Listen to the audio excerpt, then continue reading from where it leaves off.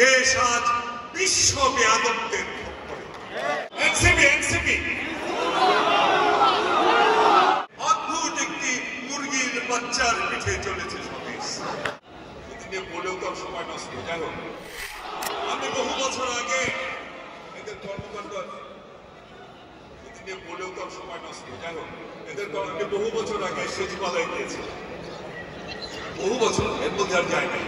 তখন সচিবালয়ে একটা ডে কেয়ার সেন্টার ছিল, একটা সেই ডে কেয়ার সেন্টারে যারা কর্মজীবী মারা যারা আছেন তারা তাদের সন্তানদের ওখানে রাখতেন, তারা খেলাধুলা করতেন এবং তারা চাকরি করতেন।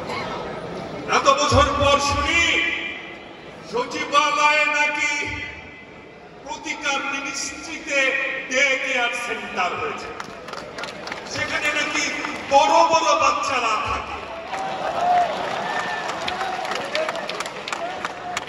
এবং শুনি কোন ফাইল যাওয়ার সময় নাকি ওই বড় বড় বাচ্চারা এসে বাধা দেয়।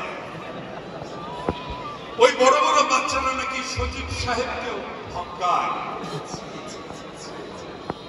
আমুল হাসান আর একটি ছবি এঁকে বলতেন, দেশ আজ বিশ্ব বেয়াদবদের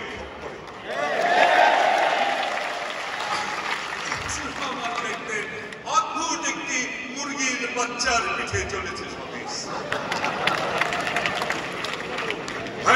ইদানিং শুনি আমাদের অন্যরা কথাবার্তায় লন্ডন লন্ডন বলে, ডাইরেক্ট তো বলতে পারে না, ইনডাইরেক্টলি নিয়ে বলেন লন্ডন লন্ডন শব্দটা ইদানিং প্রায় কথাবার্তা বলছে। ওনাদের বলি মুখ এবং বন্দুক দুটা জিনিস আলাদা হলেও একটা জায়গায় মিল। আপনাদের আবারও বলছি একটা জায়গায় মিল।